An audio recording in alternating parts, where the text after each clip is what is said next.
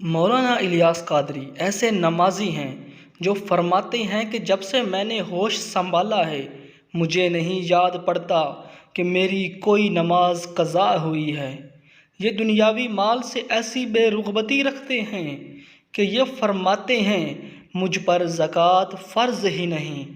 और ये वो हस्ती हैं जो पहले ख़ुद सुन्नत पर अमल करते हैं फिर दूसरों को अमल करने की तरग़ीब दिलाते हैं।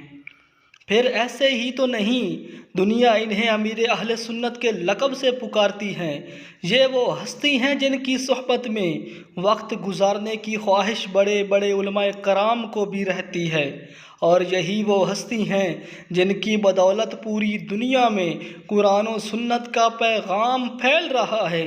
और यही वो हस्ती हैं जिनके फैज़ से लाखों बेनमाजी नमाजी बन गए हैं। और यही वो हस्ती हैं जिनकी नज़र करम से लाखों बेअमल सुन्नतों पर अमल करने वाले बन गए।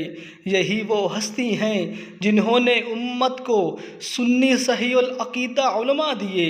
और यही वो हस्ती हैं जिन्होंने उम्मत को कुर्रा और हुफ़्फ़ाज़ दिए।